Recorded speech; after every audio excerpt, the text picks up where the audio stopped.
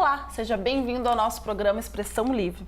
E dando continuidade ao nosso programa da semana passada, que falamos sobre câncer de pele e melanoma, nesse Expressão Livre vamos dar mais alguns alertas sobre essas doenças.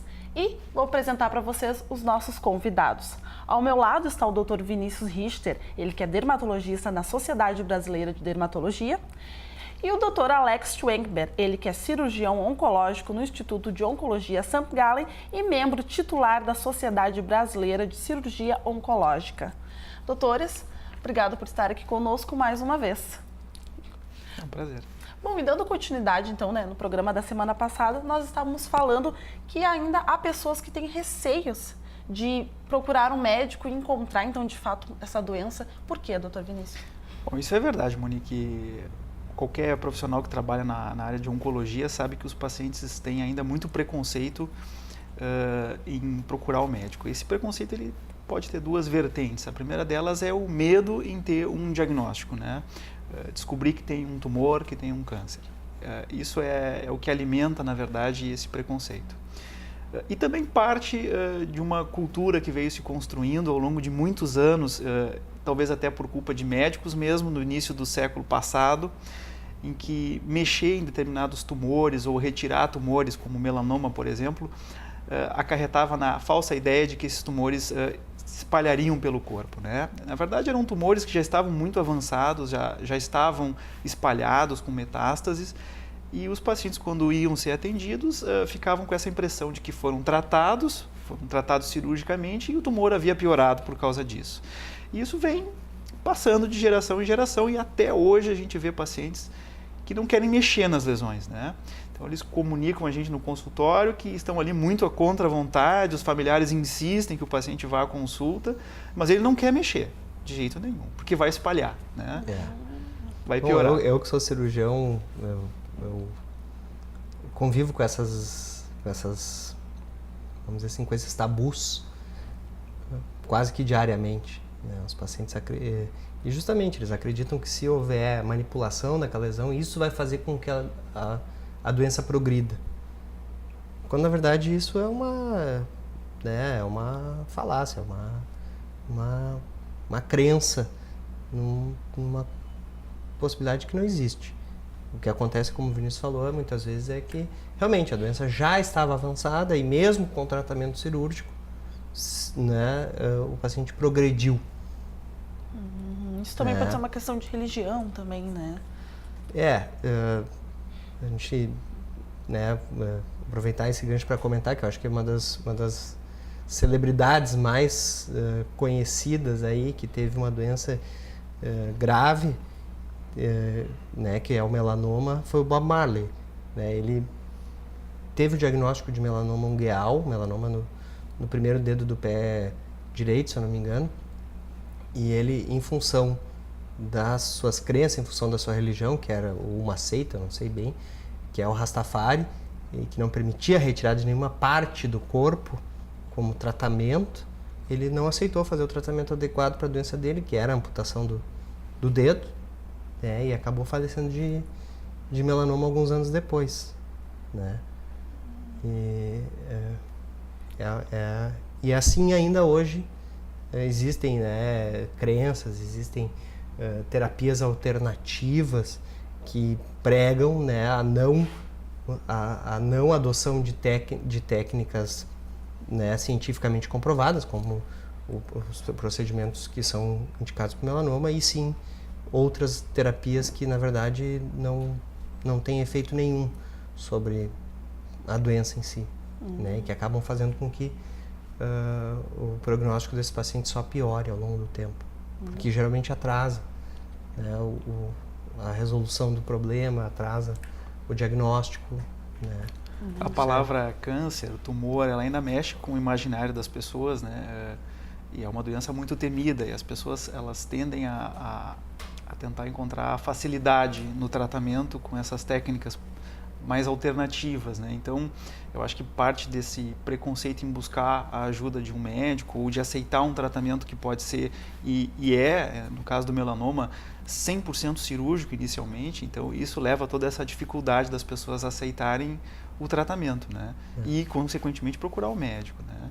É uma mudança de paradigma, de conceitos que as pessoas têm que ter, né? Eu acho que os mais jovens já aceitam com mais facilidade isso e, com frequência, são os mais jovens que trazem os pais e os avós à consulta, né? É isso que eu ia lhe perguntar. Então, hoje em dia, assim, as pessoas mais jovens já não têm esse problema, não tanto. Não tanto, com certeza. Os jovens, eles entendem muito mais a informação técnica, né? Já não ficam naquele véu do misticismo, né? De tratamentos alternativos e coisas que não funcionam ou com conceitos exagerados a respeito do tratamento. Acho que o que mudou, de fato, esses paradigmas foi realmente a facilidade de acesso à informação que se tem hoje.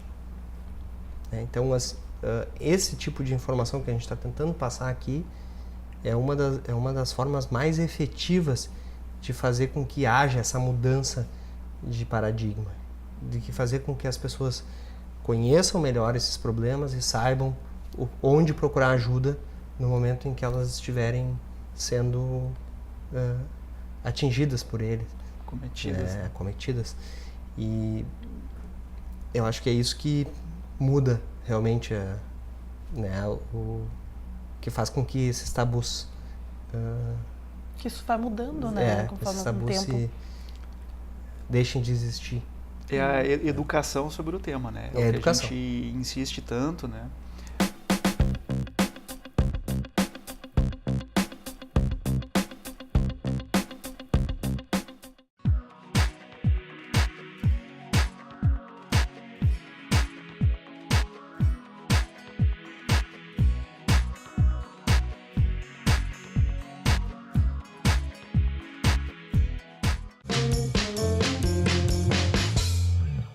A dica DEMAC de hoje é sobre a cuba para banheiro, que é extremamente importante na hora de definir a linha de decoração desse ambiente. É um item muito marcante, pode deixar o seu ambiente mais funcional ou atrapalhar a mobilidade dentro do seu banheiro.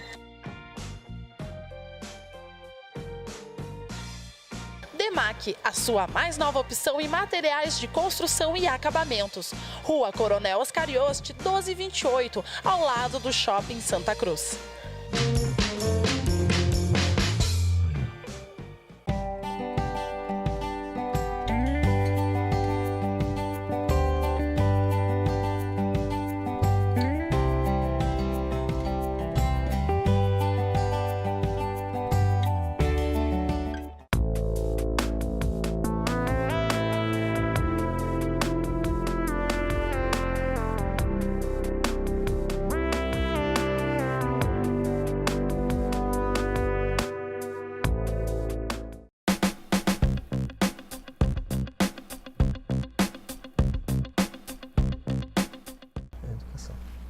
Falando então educação, né, do tema, acho que seria bom a gente comentar também sobre a campanha, né, do câncer de pele do Instituto de Oncologia St. Gallen do Dezembro Laranja.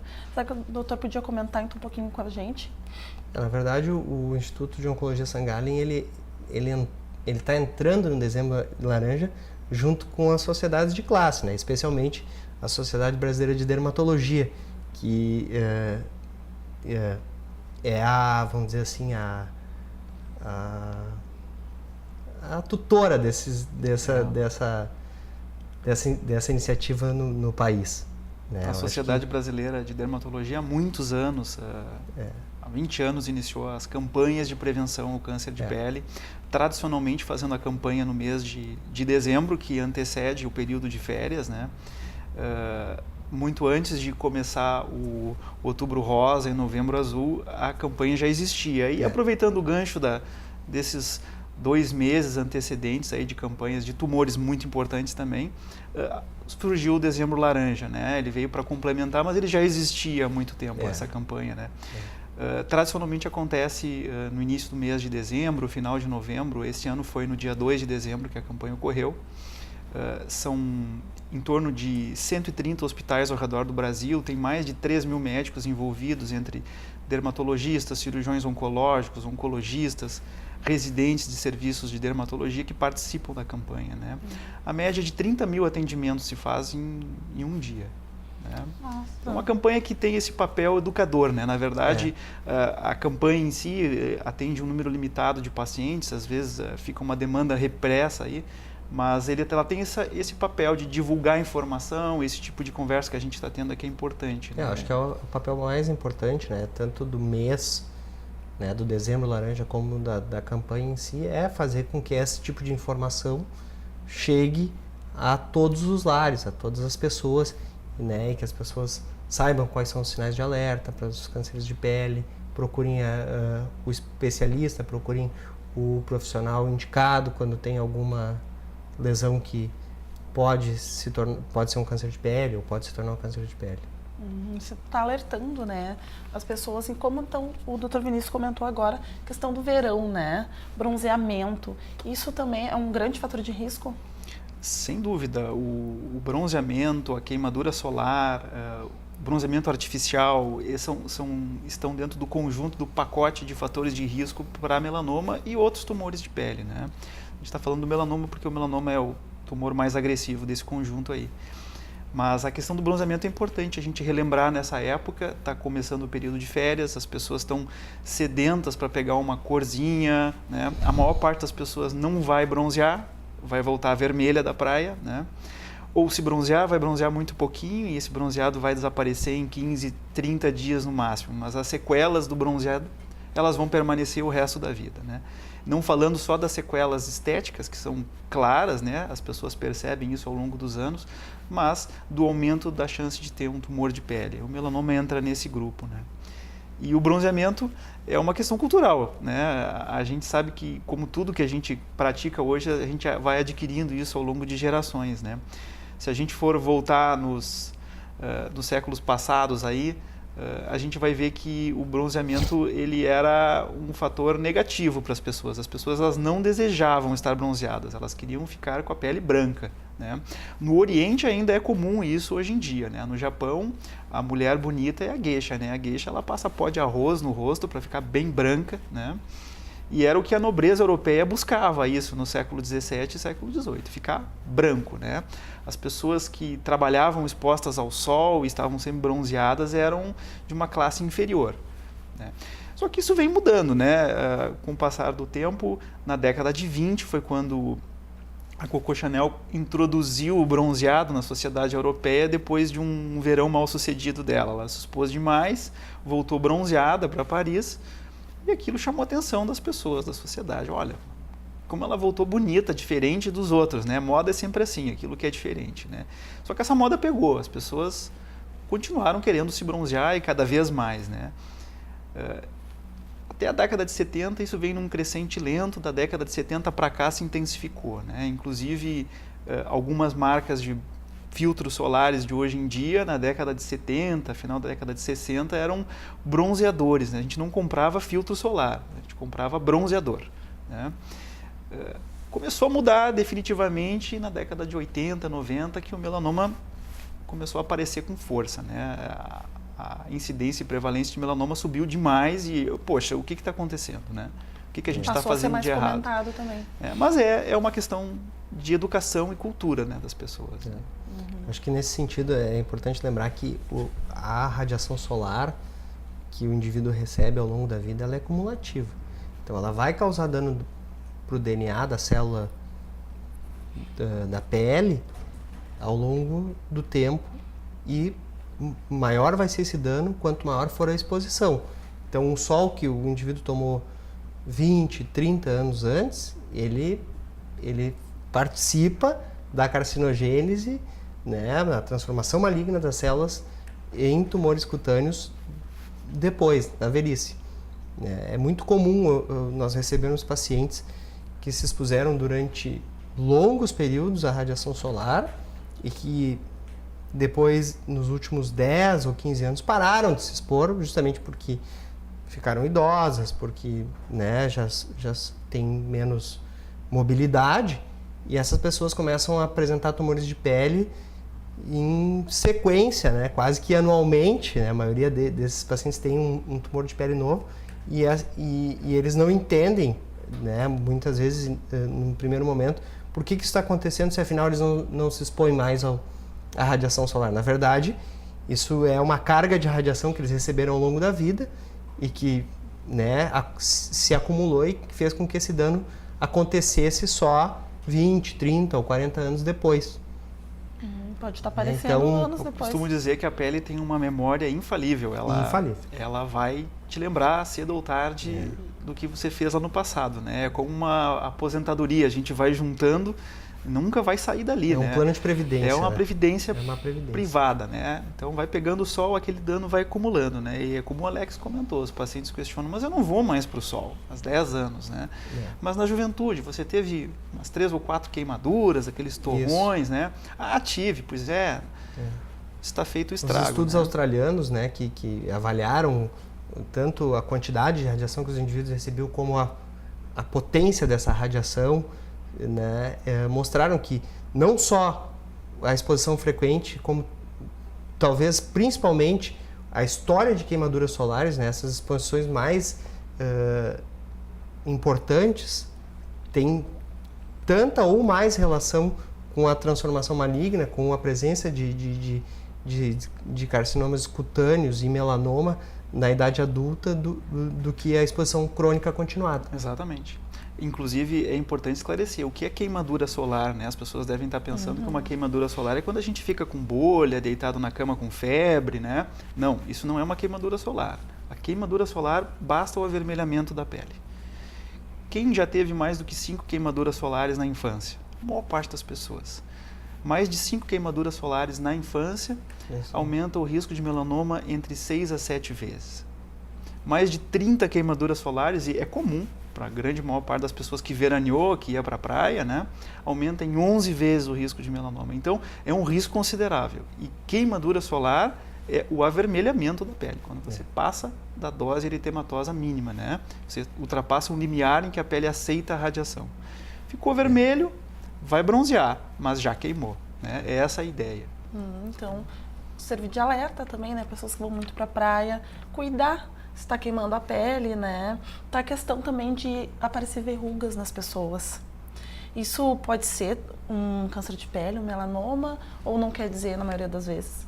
Olha, Monique, verrugas, né? A gente usa essa palavra aí para determinar uma série de lesões, né? Uma verruga pode ser uma verruga viral, que é uma lesão benigna, tratável, como, por exemplo, pode ser um melanoma nodular, que é uma lesão extremamente agressiva. Então, assim, qualquer crescimento, e a gente já falou sobre isso no programa anterior, o paciente observa uma mancha, uma bolinha, uma casquinha, sangrou, coçou, procura atendimento. Aquilo pode ser uma lesão banal, simples, ou pode ser uma lesão perigosa. Eu acho que tem que buscar a informação e a orientação de um médico, né? Se o dermatologista não está acessível, de novo, procura um clínico, um cardiologista, o gineco, sempre tem alguém que está disponível, né? Qualquer dúvida, sempre é bom procurar, então, né?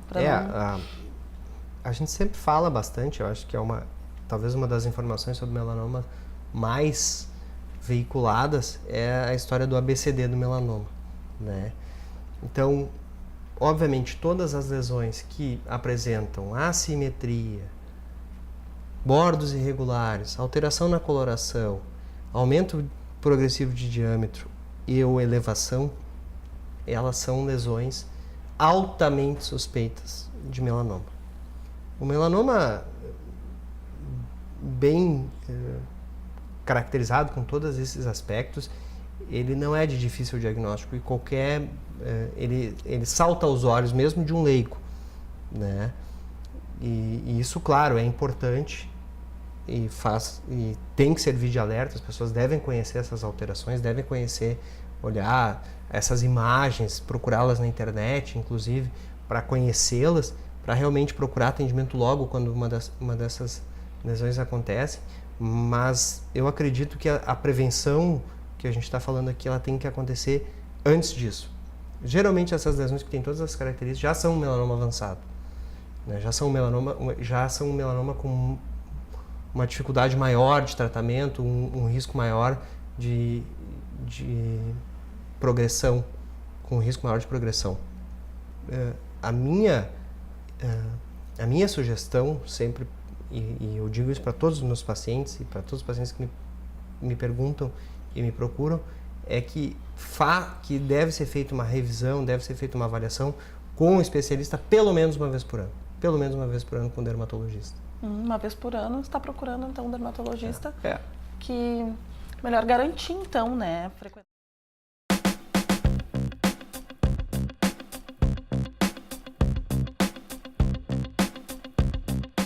Especializada em looks infanto-juvenis e sempre antenada nas últimas tendências da moda, a Jardins está sempre em busca do melhor para atender os pequenos e nem tão pequenos assim. Não perca seu tempo, vá direto para a Jardins, na rua 28 de setembro, 414, em Santa Cruz do Sul.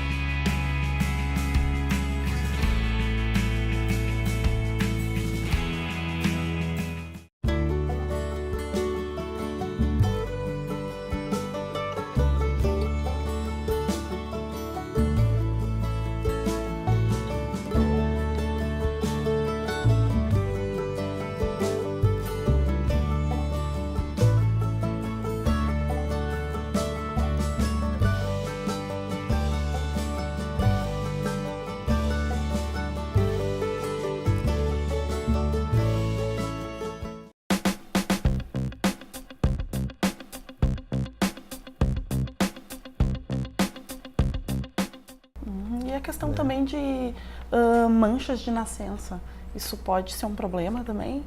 Ou pode aparecer ali, então, naquelas manchas? São alerta? Existem muitas crenças a respeito dessas pintas ou manchas de nascença que a gente chama de nevos congênitos, né? Alguns melanomas, principalmente os melanomas mais frequentes no passado, surgiam nesse tipo de lesão. Então, quando a gente falava de melanoma, logo vinha à mente o nevo congênito, essas pintas que a gente nasce com elas, né? Algumas aparecem logo depois do nascimento. Mas hoje se sabe que é muito infrequente o melanoma no nevo congênito, né? Em torno de 5% dos nevos congênitos, 3 a 5%, vão apresentar o melanoma ao longo da vida toda de um indivíduo. Então, é muito pouco, mas esses pacientes eles precisam ser acompanhados, né? Eles estão dentro de um grupo de altíssimo risco, né? 5% para melanoma é muita proporção, né, de risco. Então, são pacientes que merecem um acompanhamento. Aí a questão do pediatra está envolvido sempre, né? Quando nasce uma criança com um nevo congênito, ele vai sempre encaminhar para o dermatologista para um acompanhamento. E como o Alex disse, é um acompanhamento para o resto da vida e esse acompanhamento é anual, né? Então, para os pacientes, às vezes, esse questionamento, mas por que uma vez por ano, né? Que número é esse mágico, né? Um melanoma dificilmente vai se tornar um melanoma invasivo num período inferior a 12 meses. Muito raro isso. Então, se o paciente passar pela revisão de um profissional a cada 12 meses, ele vai ter uma chance muito grande de pegar um melanoma in situ, aquele melanoma inicial. E aí a chance de cura vai se aproximar de 100%. Então, esse número não é um número inventado, né? Ele é relacionado à velocidade de crescimento do tumor. E os sinais de alerta, então, para a pessoa ficar ligado em questão de sinais de alerta de melanoma e de outros tipos de câncer? Bom, acho que do melanoma, nós falamos, né, o ABCD do melanoma, né, ele é importante, sim, ele tem o seu valor, eu acho. Ele ajuda qualquer pessoa a fazer uma avaliação rápida, né, de uma lesão que é suspeita. Então, repetindo, assimetria, bordos irregulares, coloração alterada. Coloração alterada significa mais de uma coloração, pelo menos, na mesma lesão, tá? O aumento de diâmetro ou uma lesão maior que 6 milímetros, se eu não me engano. Eu costumo usar a espessura de um lápis, né? A espessura de 6 lápis. milímetros, né? Então, uma pinta que seja maior do que a espessura de um lápis, né? Isso. Né? E por outro lado, os demais cânceres de pele, os outros cânceres de pele, aí, né, existem inúmeros subtipos, mas os mais frequentes são o carcinoma epidermoide e o carcinoma basocelular. A apresentação clássica dessas lesões são de lesões geralmente ulceradas ou então descamativas, eritematosas, ou seja, vermelhas e elevadas, que aparecem e que não cicatrizam. Abrasões na pele, pequenos ferimentos podem inicialmente ter o mesmo aspecto, mas com o passar do tempo eles melhoram. Os carcinomas, eles, ao contrário, eles progridem. Eles não cicatrizam, eles crescem, eles aumentam de tamanho, eles sangram cada vez mais, certo? Então, para os carcinomas, né, agora tirando o melanoma desse grupo, os principais alertas são esses, né, e eles acontecem principalmente nas áreas mais expostas à radiação solar. Então, face, dorso, antebraços e pernas. São as áreas mais frequentes dessas lesões. Lesões que não que coçam, que sangram, que são elevadas, vermelhas e que não cicatrizam, né, são as lesões de maior risco para carcinoma de pele. É frequente que os pacientes prestem mais atenção nesse tipo de lesão do que nas lesões que levam à suspeita do melanoma, né? Esses carcinomas, eles chamam muito a atenção. Isso. Com frequência eles estão localizados no rosto, né? Então o paciente percebe muito facilmente esse tipo de tumor. E são tumores curáveis, né? Na maior parte dos casos a gente cura, eles têm uma certa comorbidade dependendo da localização onde ele está, muito próximo dos olhos ou na área de nariz, requer um tipo de cirurgia reparadora um pouquinho agressiva, uma vez ou outra. Merecem atenção, a gente não está classificando como tumores que são curáveis, mas a gente não deve passar a mensagem de que são tumores fáceis de tratar. Nem sempre, né? Na maior parte das vezes são tumores que se opera com facilidade, outras vezes não, né? Então sempre também esses sinais que o Alex comentou, eles devem ser levados em conta, né? O paciente tem que procurar atendimento também em função desse tipo de lesão. E antes então de nós começarmos o nosso programa, o Dr. Vinícius já falou em questão de fotoproteção. Podia explicar um pouco mais para nós então de fotoproteção? Claro. Fotoproteção, a gente vai abranger dois grupos. A fotoproteção química, que vai vir do protetor solar, que a gente está habituado a comprar na farmácia, e a fotoproteção física, que é a proteção que nós vamos ter da radiação direta. Então, o uso de roupas adequadas, a escolha do horário certo para ir ao sol, isso é fotoproteção física, quer dizer, eu vou evitar a exposição à radiação. Então, a gente esquece às vezes de medidas simples, né? Esse pessoal que trabalha em lavoura, que trabalha com agricultura, né? A gente vê eles gastando tubos e tubos de filtro solar, porque tem que passar filtro, evidente, né? Mas eles esquecem de botar um chapéu de palha com aba larga, né? Que protegeria da mesma forma, né? Claro que a associação das duas técnicas é importante. Então, com essas dicas do Dr. Vinícius, encerro o nosso programa de hoje, mas primeiramente eu quero agradecer vocês, então, por estar aqui conosco e estar passando tantas informações para o público de casa. Eu que agradeço, mano. Foi um prazer. Pela oportunidade. Esse foi o nosso programa Expressão Livre. Voltamos na semana que vem com o próximo tema.